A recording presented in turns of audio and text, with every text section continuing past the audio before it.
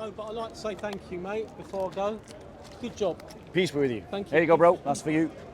Any questions on the topic? Any questions on the topic? Go on, bro. Sorry, I just got here. What exactly are you arguing for? Okay. You missed it, bro. Too late. I'm not going to go over the entire thing again.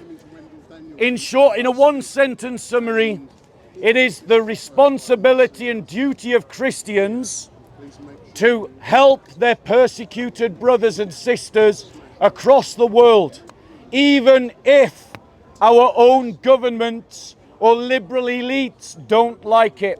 And can I encourage you to move in and use this space, please? Any other questions on the topic? So, in order to build masculinity, yes, where would we start from? In order to find that masculinity, yes, in order, yes, to build this up, to build the strength of it, yeah, due to the church itself. Christians, you must identify yourself not with whatever ethnicity you have, not with whatever nation you were born into, but you must identify yourself with the church. The church is Catholic. It is universal. It is for all peoples. It is one body, as the scriptures say. And when one part of the body suffers, all Christians must feel the pain. And so the plight of persecuted Christians in Nigeria and Syria and Lebanon and Sudan and Indonesia and the Philippines and Burma and India and China and Iraq and Iran and Afghanistan and Arabia and Oman and Yemen and Kazakhstan and Morocco and Algeria and Egypt are not the plight of other people. They are the plight of our people, because we are the people of the church, the people of the new covenant. And that is where we begin. Any other questions on the topic? Any questions on the topic? Going once. Any questions going twice on the topic? Bob, at the end, on the topic, can I ask the people in Ask any question, yeah. in the YouTube chat, and then they can post Well, questions? of course, later bro, on? of course. Yeah. So for Questions from the chat, family, let us know. Bob will be Final carrying on chance, with you better get another moving new quick. topic now. Any questions on the topic? And do you have any questions on the topic, those of you on the YouTube chat? I know there's 26,000 of you on, unfortunately, on X, and I don't get questions on X, but I do. So on the YouTube chat. Right, ladies and gentlemen. Because I don't see any. One of the markers, if you're looking for a good church, any church that is not standing up for persecuted Christians is a poor church. It is an absolutely essential part of what it means to live as a Christian, that you stand in solidarity with other Christians. And so if your church obfuscates or retreats from or refuses to stand in solidarity publicly, openly, often, and in many and various ways with the persecuted Christian church, then find yourself a better church. But I want to say, most Christian churches in this country, most Christian churches in this country are not doing enough to help the persecuted church. They take, we pray for the church, we send money to the persecuted church, and then they think, job done. That is not job done.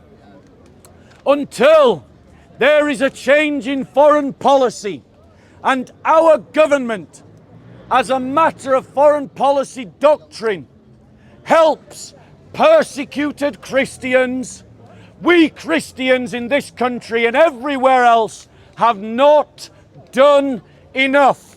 Enough. Next question on the topic. Next Oh, question. one from, Wait. sorry, Yeah. go on. No. Wall Street One from the Mikey. YouTube chat by Cantabriginis.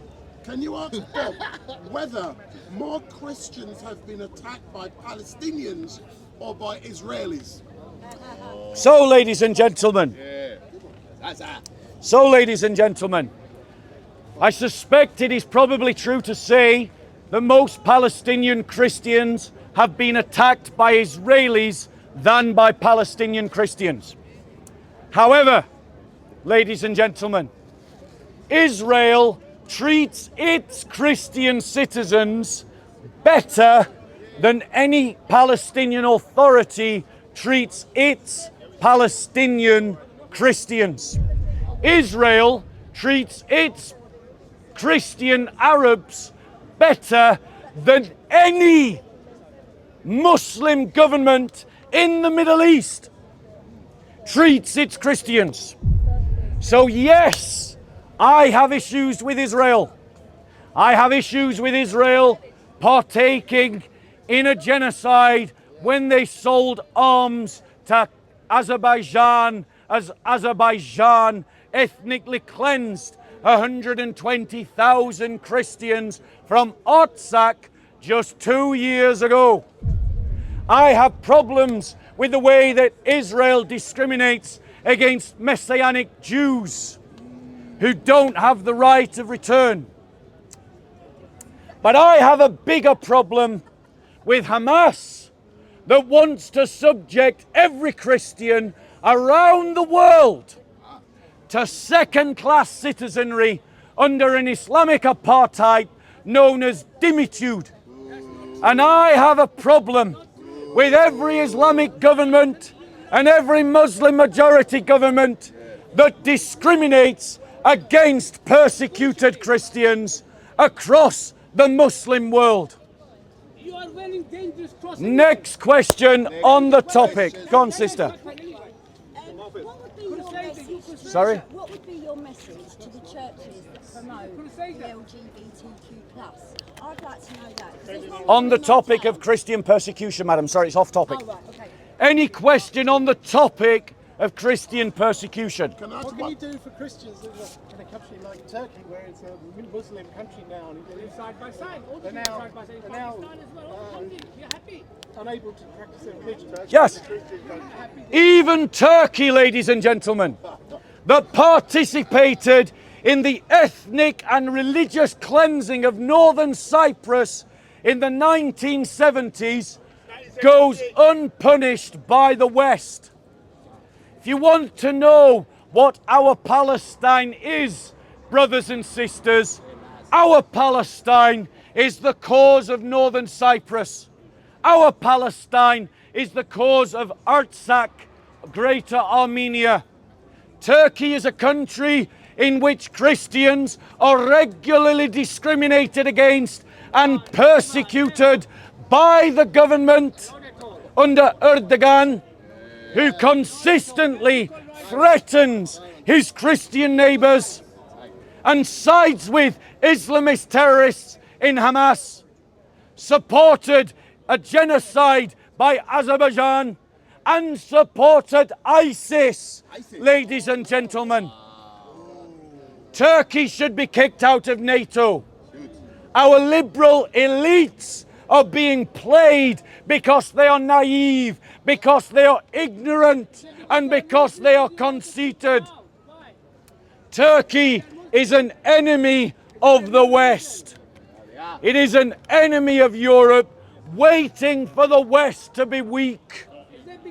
And when it is weak, Turkey under Erdogan will pounce. Christians have been martyred in Turkey, killed just for practicing their religion. And yet, the world does not boycott Turkey. Yet, many of you would go on holiday to Turkey, buy Turkish products. The reality is, ladies and gentlemen, Turkey should be subject to an economic boycott by everyone with a moral conscience. Recto. All products of Turkey should be boycotted. No one should go on holiday to Turkey.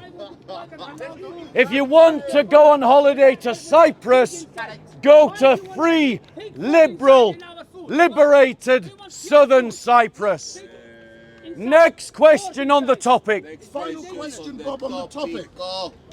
Letter number 3R sound asks Bob, why is it illegal to preach the word in Israel? Also, why do they spit on Christians in Israel? Right, ladies and gentlemen. Firstly, let's just correct the anti-Semitic trope that underpins the question.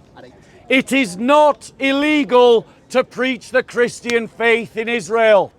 That is a lie spread by people that want to stir up anti-Semitism. If you have to lie to progress your argument has already failed. However, Messianic Jews in Israel freely proselytize. I call upon Arab Christians to proselytize to their Jewish neighbors. Ladies and gentlemen, there are and have been incidents of individual Jews attacking churches in Israel, spitting on Christians in Israel. But these actions are illegal in Israel. However, under Islamic law, a Muslim becoming a Christian is punishable by death in 14 Muslim majority countries, including in Iran, including in Saudi Arabia, including in Mauritius, where the British government trades. So why doesn't the questioner call out that? Any other questions on the topic, ladies and gentlemen?